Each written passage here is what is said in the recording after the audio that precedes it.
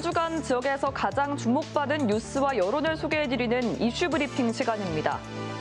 올해 대입 수능 응시 인원이 최근 7년 새 가장 많은 것으로 나타났습니다.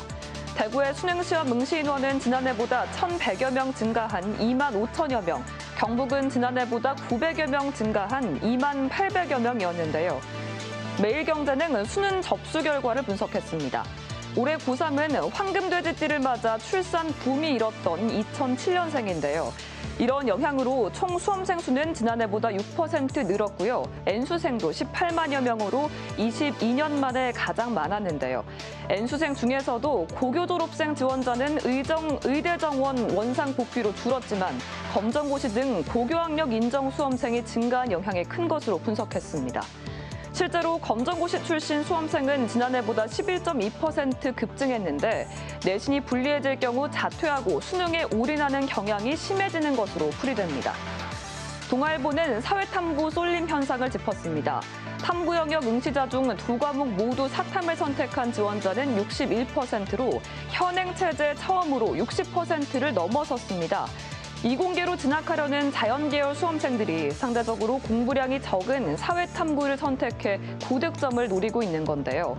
사탐런 현상은 입시 안정성에 있어 중대한 문제로 인식해야 할 정도로 심각하다는 임성호 종로학원 대표의 우려를 함께 소개했습니다. 국민일보는 사설에서 입시제도 개선을 촉구했습니다. 사탐럼 사태는 과탐 과목 축소가 직접 원인이지만 문이과 통합교육과정의 부작용이기도 하다고 지적했습니다.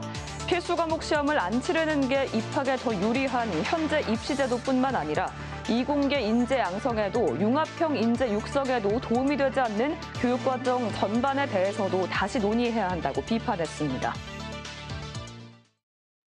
대구시 교육청은 낯선 사람이 말을 걸거나 도움을 요청할 때의 대처법과 위급 상황 시 도움 요청하기, 등하굣길 친구와 함께 다니기 등의 학생 안전수칙을 교육하고 있습니다. 또 경찰과 함께 등하굣길 순찰을 강화하기로 했습니다. 한편 어제 낮 1시쯤 대구 평리동에서 짜장면을 미끼로 초등학생을 유인하려던 60대 남성이 경찰에 검거됐습니다. 미성년자를 대상으로 한 유괴 미수 사건이 전국적으로 잇따르고 있습니다. 학부모와 학생들의 불안감이 커지면서 교육당국도 대책 마련에 비상인데요. 한겨레는 관련 범죄의 통계와 경찰의 안일한 대응 문제를 보도했습니다. 대검찰청 자료를 보면 13살 미만의 아동 대상 약취 유인 범죄는 2013년 84건에서 2023년 204건으로 2.5배 늘었습니다.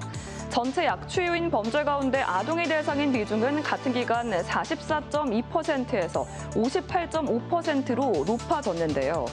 상황이 이런데도 경찰의 대응은 안일하다는 비판이 나옵니다.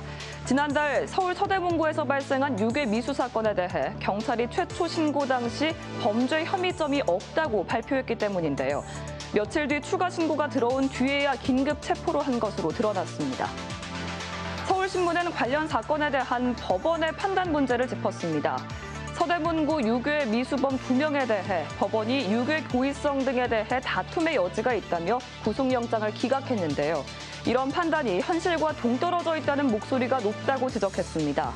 미성년자 약취 유인은 강력범죄의 전조 증상으로 미수에 그쳤더라도 사법기관이 사안과 맥락을 엄중히 봐야 한다는 염건웅 유원대 경찰학부 교수의 의견을 함께 소개했습니다. 동아일보는 강한 처벌의 필요성을 짚었습니다. 우리나라는 현행법상 미성년자 약취 유인 범죄에 대해 10년 이하 징역에 처할 수 있지만 실제 판결은 가벼운 경우가 많습니다. 반면 미국은 미성년자 납치와 납치 미수 모두 중범죄로 취급해 최고 사형까지 선고될 수 있습니다. 이윤호 동국대 경찰행정학과 명예교수는 실제 판례에서 아동 대상 범죄 전반의 형량이 낮게 선고되다 보니 범행 억제력이 약한 것이 현실이라고 지적했습니다. 제대로 대응했더라면 막을 수 있는 피해는 발생해선 안 되겠죠. 아동 유괴 범죄를 막기 위해서는 처벌과 순찰 강화뿐만 아니라 지역사회가 함께 나서 어린이 안전을 위한 통합 환경을 구축해야 할 것으로 보입니다. 지금까지 이슈 브리핑이었습니다.